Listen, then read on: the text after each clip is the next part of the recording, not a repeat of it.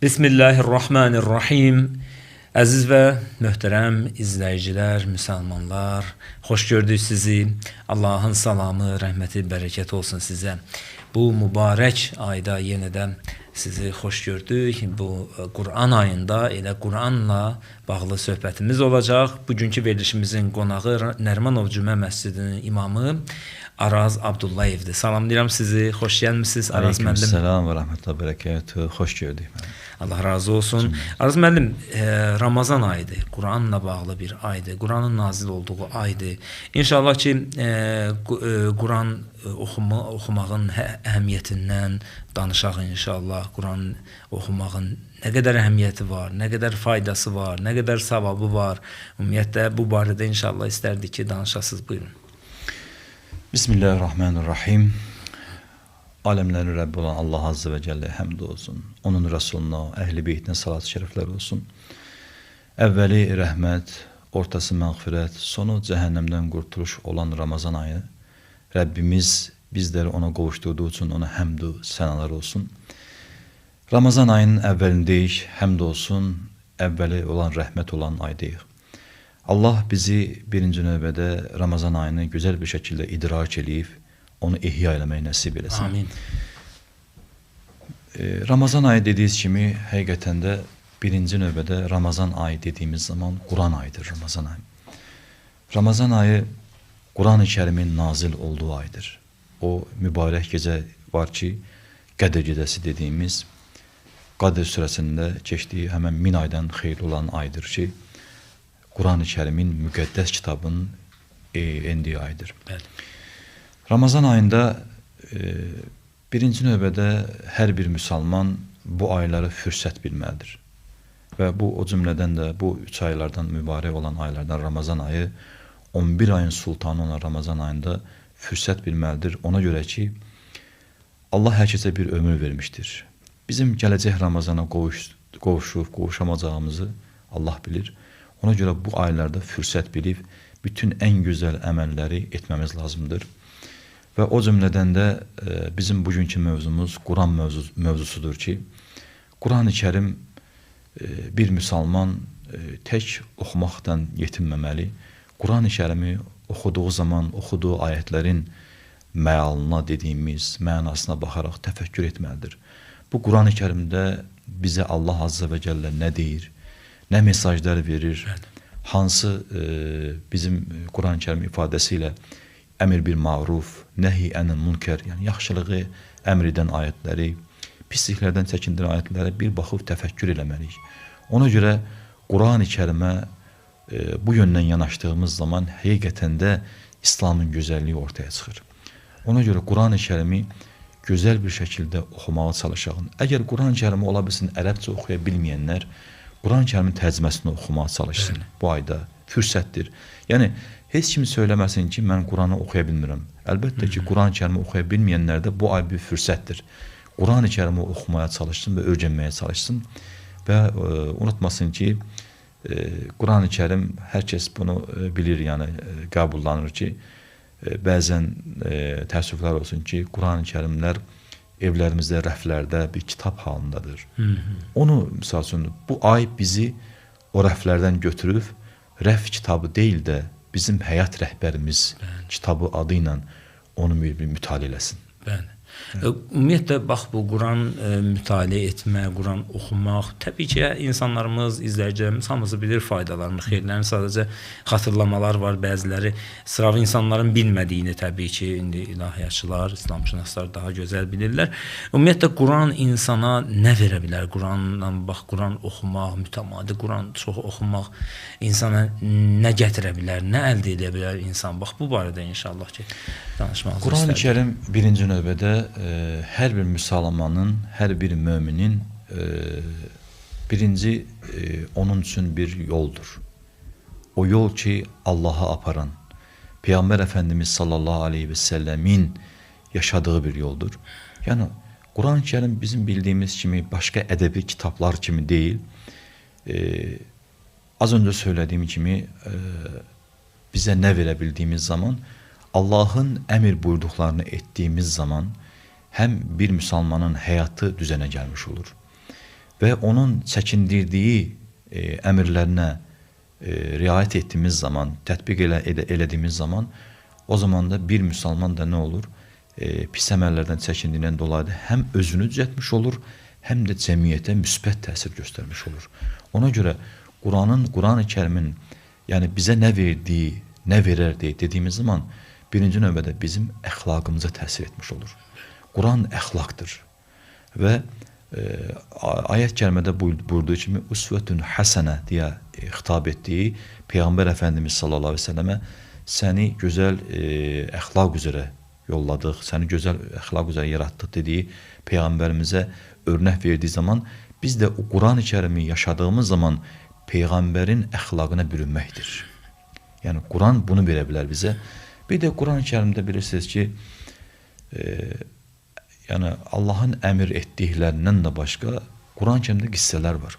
Əslində Allah Azza və Cəllə öz əvvəli və axiri və zahir və batindir. Yəni əvvəli də biləndir, axırı da biləndir və zahir və batini biləndir. Hər şeyə qadirdir Allah. Amma bəzi ayətlər var ki, qissə dediklərim ayətlər var ki, keçmiş Peyğəmbərimizdən əvvəlki hadisələr nəql edilir Quranda. O da nədir? Yəni qövmlərin başına gələn hadisələr, onların əməllərinin törətdiklərinə görə cəza verməsi, bunlar əslində bir nəsihətdir. Quran-ı Kərimdə bir nəsihətdir əslində. Yəni müsəlmanlara, İslam'a qəbul edən insanlara nəsihət verir ki, yəni bunu etdiyin zaman bunun cəzası vardır və ayət kərimənin söylediyi kimi biz sizi yaradandan sonra sizi başı boş buraxacağını zənn edirsiniz dediyi ayət kərimədə. Yəni o cümlədən hər bir müsəlman Quran-ı Kərimə əməl etdiyi zaman bilsin ki, Allahın yolladığı Quran-ı Kərimi, o qüdrəti, kəlamı yaşamağa məcburdur. Çünki bu bir əmrdir. Bu Quran-ı Kərimi əmri həyatımıza tətbiq etdiyimiz zaman əlbəttə hər bir müsəlman həyatı gözəl bir şəkildə nizama düşmüş olur. Yəni bunu tətbiq etdiyimiz zaman bizə nəsə vermiş olur əslində. Amma tətbiq etmədiyimiz zaman, məsələn, Allah razı olsun, gözəl Quran-ı Kərim oxuyan qarilərimiz var, Quran-ı Kərimi təbliğ eləyən, Quran-ı Kərimi gənclərə aşılayan gözəl Quran müəllimlərimiz var. Onlardan bir də siz təbii ki, qeyd etmək lazımdır. Bizim birinci vəzifəmiz tək Quran-ı Kərimi oxuyarkən avazdan ibarət olmamalıdır. Əlbəttə, nə gözəl ki, bir Quran qiraət edərkən gözəl bir səsli bir qari Quranı qiraət eləsin, təcvidinə uyğun, məxrəzlərinə uyğun, yəni ilahi kəlamdır, ən gözəl şəkildə oxunmalıdır. Amma hər bir insan Quran-ı Kərimi oxumağa çalışan, sevməyə çalışan insan da Allahın kəlamının bir oxuduğunun məalına baxmalıdır, mənasına baxmalıdır ki, Allah mənə bunu nəyə endirmişdir və burada nə mesaj vardır. Ona görə bu mesajlara baxdığın zaman bütün hala gəlir Quran və insan artıq Quranı yaşadıqca Quranın əxlaqına bürünmüş olur. Əsas da budur. O zaman tamamən həqiqətən də bu Quran insanıdır. Yəni deməyə çalışırsan. Yəni çünki üzlər var ki Allahı xatırladar. Üzlər var ki şeytanı xatırladar. Yəni bu ünsiyyət də, danışıq da belədir. Məsələn, bir insan danışdığı zaman onun əxlaqı ortaya çıxar. Onun dünya görüşü ortaya çıxar. Bir insan da bu əmələ də daxildir. Əməlindən baxırsan ki, bu insan Quran əxlaqı var bu insan əməlində. Peyğəmbər Əfəndimiz sallallahu əleyhi və səlləmin əxlaqı var bu insanda. Yəni bunlar nədən irəli gəlir? İşte oxuyub yaşadığımız zaman. Ona görə də Allah başda öz nəfsimizə söyləyirəm, yəni oxuyub yaşamağa nəsib eləsin. Amin. Çünki ən önəmlisi budur. Quranın emmə səbəbi budur. Ümumiyyətlə, bəzən biz sosial şəbəkələrdə rastımıza gəlir, görürük, misallar çəkirlər bəzən. Məsələn, biri rastıma çıxmışdı, deyirdi, 24 saat əlimizdə, az qala 24 saat əlimizdə telefon var. Bəli. İndi müəyyən saatları yatırıq edir, yatanda da yanımızda, duranda da yanımızda telefon, yəni bizim ayrılmaz hissəmiz sayılır. Yəni amma Quran-ı Kərim nə vaxt əlimizdə olur, Quran-Kərim bu qədər bizə yaxındırmı, biz ona o qədər yaxınıqmı, o qədər ünsiyyət bağlayırıqmı? Yəni düzdür, telefonda müəyyən funksiyalar var, təbii ki, zəruridir. Yəni insanın yanında olsun. Amma Quran-Kərim zəruri deyilmi? Yəni Qurani-Kərim həyatı bir kitabdır təbii ki. İndi biz danışsaq, əgər saatlarla bizə vaxt çatmaz ki, nə qədər bunun faydaları var, nə qədər xeyirləri var. Hə, olsun ki, bir insan telefonuna da Quran proqramını yükləsin, oradan istifadə eləsin. Bax, nə qədər ümumiyyətlə vaxt ayırmalıyıq ki, haqqı əda edəyək. Yəni Allahın kitabına və yaxud Allahla ünsiyyətə doğru bir vaxt ayıraq. Birinci növbədə müəllim, həqiqətən də dövrümüzün vazgeçilməzidir bu telefonlar, özəllə bu yeni texnologiyalar. Əlbəttə biz bunu inkar eləmirik. Biz bunu tamamən ifrat dərəcəsində bu olmaz. Məsələn, bəzən bir müsəlman elmli olmalıdır, bir müsəlman inkişaf etməlidir o öz yerində. Amma bu bizim mənəvi həyatımıza daxil olmamalıdır. Hər şeyin öz yeri var. Əlbəttə, bu texnologiyanın müsbətindən çox mənfilisi də var. Yəni, mənfiləri daha çoxdur. O zaman da təbii ki, bu yada düşür. Yəni, Allah başqa varlıqlardan bizim fərqimiz nədir? Ağıl, düşüncədir, təfəkkürdür, ağıl sahibləri deyə xitab edir Quran-Kərimdə də. Yəni, biz Allahın əslində bu bir elmidir. Texnologiya nə olursa olsun, hamısı Allahın elmidir. Yəni, mənbədə Allahın elmi vardır. Amma tamamən də onu ifrat dərəcədə, əlbəttə ki, vaxtımızı ayırdığımız zaman deyilmi, həyatımızın tamamən ona ayırdığımız zaman deyilmi, o zaman əlbəttə ki, onun fəsadları ortaya çıxır. Amma bugün, misal üçün, texnologiyanın vasitəsilə, bax, gözəl bir, misal üçün, çəkilişlər olur. Bunu inkar etmək olmaz, bu gözəllikdir. Və yaxud da asanlaşdırır, misal üçün. Amma həqiqətən, kitab, mushaf başqa bir şeydir. Mushafın savabı başqadır. Mən demirəm ki, Quran-Kərimi, misal üçün, telefonla oxumayın. Elə yerdə olarsan, misal üçün, maşında gedirsən, Quran daşıya bilmirsən, telefonda yüklədiyini oxuyursan, ona amənlə. Amma çalışmaq lazımdır ki, Quran-Kərimin öz mushafından istifadə edin. Çünki nur oradadır, canlılıq oradadır. Ona görə, çünki gözləri nurlandıran vasitələrdən də biri Quran-Kərim üzrə baxmaqdır. Hətta ilahi o qədər gözəl qüdrətə sahib bir kəlamdır ki, Quran-Kərimin açıq üzünə baxman belə insanı nurlandırır. Bəli, savab verilir adama. Çünki onu mələklər qoruyur o ayətləri. Orada bir nur olur. Quran olan yerdə rəhmət olur. Mələklər olduğundan dolayı. İndi əslində biz Quran-Kərimi nə qədər vaxt ayırmalıyıq, nə qədər oxumaq dediyimiz zaman bu biraz insana görə dəyişir. Çünki bütün fikirləşdiyimiz zaman, yəni əlbəttə bu məsəl üçün deyək ki, ailə baxımından, bir kişinin iş baxımından, çünki ailəsinə rızıq gətirməsi də bir vacibdir. Yəni İslam o deyil ki, ancaq səhərdən axşama kimi məsciddə otur Quran oxu. Bu haqda ayət-kərimə də var.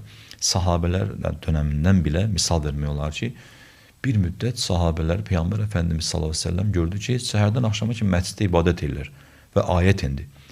Orada yatırlar, orada dururlar, ibadət. O da olmaz, tamamən o da olmaz. Çünki ailənə rızq qazanmaq da bir ibadətdir. Ailənin üçün gedib baxmaq üçün bir işləmək də, bir çalışmaq da bir ibadətdir. Onun şuurunda olmaq lazımdır. Halal, gözəl bir yöndən gedib işləyərsən, çalışarsan, o da bir ibadətdir. Amma yəni o ayət-kərimə deyir, yəni ibadətlərinizi edəndən sonra yer üzündə dağılın, rızqınızı axtarmaq üçün yer üzündə dağılın. O ayət inir o zaman. Yəni o onu göstərir ki, həqiqətən bir müsəlman istər ibadətində, istər mütaliəsində, istər də ailəsinə baxmaqda məhsuldur. Hamısına məhsuldur. İndi bu niyə görə bir mənalı dəyişir insana görə Quran-Kərimə nə qədər vaxt ayırmalı? Məsəl üçün bir düşünəyin ki, bir övladı olan bir ana var deyək ki, tamamən oturub Quran-Kərimi saatlarda oxuya bilməz. Övladına baxmalıdır, onun qulluğu balaca olduğu üçün və yaxud da ki, məktəblini yola salmalıdır deyək və yaxud da ki, ev işlərini görməlidir. Amma onlara ayırdığı vaxtdan da Quran-Kərimə də ayırmalıdır. Yəni, bu dəyişkəndir. Məsələn, hafiz dediyimiz zaman hafizlər məsəl üçün ən azı gündə bir cüz təkrarlayır. Məsəl üçün, deyək ki, hafiz olmayan bir insan, normal Quran oxuyan bir insan, Peyğəmbər Əfəndimiz sallallahu aleyhi ve sellemin hədis şərifində dayanaraq bunu söylüyor ki, ən gözəl ibadət az olub davamlı olandır. Davamlılıqdır. Yəni, bu gün mən səhərdən axşama kimi ibadət edeyim, Quran oxuyum, sabah yorulum. Amma heç bir şey eləməyim. Çünki yenə Peyğəmbər Əfəndimiz sallallahu aleyhi ve sellemin hədis şərifi ilə də buna cavab vermək istəyir ki, sabahı ilə bu günü eyni olan ziyandadır. Peyğəmbər Əfəndimiz sallallahu aleyhi ve sellem buyurur. Çünki o da onu göstərir ki, az olub davamlı olmalıdır. Çünki bizə verilən bu həyat, bu fürsətini gözəl bir şəkildə dəyərləndirməliyik. Ona görə çalışmalıyıq ki, yəni nə həyatımıza mane olmasın, bizim üzərimizdə vəzifələr var, ailə vəzifələrimiz var, işləməliyik və bir də unutmamalıyıq ki, əbədi olan وَلَلْآخِرَةُ خَيْرُ لَكَ مِنَ الْعُولَى şübhəsiz axirət həyatı dünya həyatından üstündür. O həyatı da gözümüzün önümüzdən ayrılmamalıyıq. Çünki bu zamanda ən çox bizi həmişə əbədi olanı ikinci yerə alarıq. Bu olmaz. Əbədi olan həyatımız üçün də çalışmalıyıq ki, orada bizi əbədi bir həyat gözləyir. Və Peyğəmbər Əfəndimiz sallallahu aleyhi ve sellemin yenə hədis şərifində Quran-ı Kərimin bir hərifinə 10 misli savab vardır. Onu qaçırmamalıyıq. Artıq insan öldükdən sonra gecdir. Nə qədər oxusa, hətta təbii ki, Quran-ı Kərimi deyək ki, biz hər zaman biz söyləyirik dərslərimizdə ki, yəni, çalışın, heç kim arxayın olmayın. Nə övladınıza, nə nəvənizə ki, mən övladım Quran oxuyub yollayacaq arxamdan və ya xətm oxuyacaq. Sən bugün... Özün nə qədər buradasan elə. Bəli, həyatdaykən onu oxu. Sən heç kimə arxayın olma. Çünki insan ins kökündən gəlmişdir. Üsyanfikar varlıqdır. Yəni, innəl insənə li rabbihi ləkənud deyir Allah. Şübhəsiz insan deyir, Rəbbinə qarşı çox nankordur ayət kəlmədə. Qaldı ki, qula qarşı nankor olmasın. Ona görə hər bir valideyn heç kim arxayın olmasın ki, mənim arxamca, nə bilim, ehsan verəcəklər, mənim arxamca Quran oxuyacaqlar. Öz-özünü vaxtında qurtar dünyadaykən. Öz-özün üçün çalış. Quran-ı Kərimini oxu, Quran-ı Kərimlə müxatap ol. O sənin Rəbbindən gələn bir ən gözəl mesajdır. Və nəsə edərlər də etsin, Allah qəbul eləsin, o da bir fayda olar. Bəli. O öz yerində. Yəni, amma ona arxayınlaşmır da. Bu, sizin bu gözəl deyirək, fayda olar. Ona gözəl bir hədisdən cavab vermək istəyirəm, mənim icazənizlə. Demək, Peyğəmbər Əfəndimiz sallallahu aleyhi ve sellemin yanına bilirsiniz ki, Ərəbistan bölgəsində xurma boldu. Yəni, xurma bağçaları, onların ticarəti ən çoxundan onlardan biridir, ticarəti. Orada sahabə gəldi ki, ya Rasulallah, mən deyir, anam atam dünyasını dəyişmiş, onlara ehsan olaraq, sədəqə olaraq xurma verə bilərəmmi? Baxın, Peyğəmbər Əfəndimiz sallallahu aleyhi ve sellem möhtəşəm bir cavab verir. Orada həm də Peyğəmbərimiz bir müəllimdir həm də. Təbii. Əshabına, əshab-ı sufasına, ümmətə. Bəşərin müəllimi. Bəli, gözəl bir mesaj verir. Deyir ki, əlbəttə deyir, olar deyir, ver, sədəqədir. Bəli. Amma deyir, sağlığında bir dənəsin versi daha gözəl olardı. Əslində orada Peyğəmbərimiz bir mesaj vermiş olur ki, sağlığınızı eləyin. Amma verə də bilərsiniz. Təbii. Yəni, sədəqədir, ehsandır. Bunlar Allah üçün onun adına verirsən, inşallah Rəbbimiz onu günahların bağışlanmasına vəsilə eləyir. Bəli, hədis şəriflərə baxdığımız zaman. Amma orada da ən gözəl nədir? Dünyadaykən vermək lazımdır. Yəni, bu dünya bizim üçün bir fürsətdir. Həzrəti Əli radiyallahu anh bir sözü var. Allah ondan razı olsun. Deyir ki, bu dünya ahirətin tarlasıdır. Nə əkərsən onu, biçərsən onu.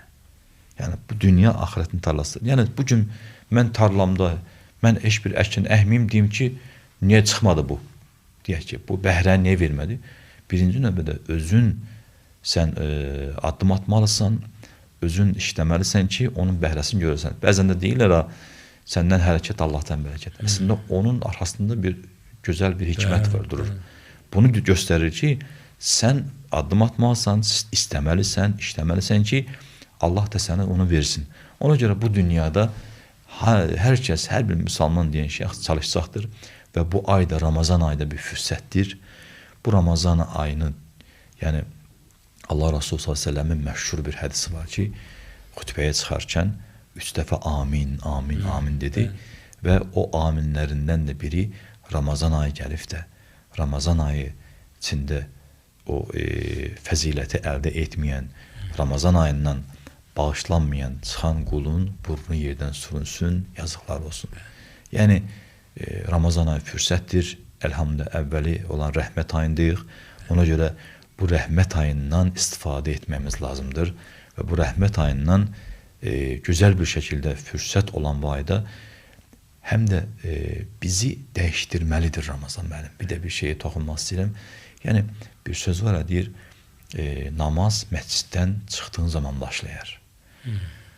Oruz da, yəni orucun tutduğumuzun fəziləti Ramazan ayı çıxdıqdan sonra. Bugün bizim bununla yetinməməliyik. Məsələn, məsciddə gedirik, dindar oluruq, yaxşı bir dindar oluruq. Çıxandan sonra amma yoxa çıxır o dindarlıq. Ramazan ayı gəlir, hamı canfəşanlıq edir, əlhamdülillah, nə gözəl. Amma Ramazan ayı çıxandan sonra artıq hamısı insanlar başlayırlar öz əməllərini davam eləməyə. Kim nə istəsə onu eləyə bilər. Belə şey yox. Məsəl üçün, buradan da bir mesaj vermək istəyirəm, sonlara icazənizlə. Buyurun. Bəzən deyirlər ki, toy eləmirik Ramazan ayında, misal üçün, və yaxud da Məhərrəm ayında da olur bu hadisələr. Niyə eləmirik?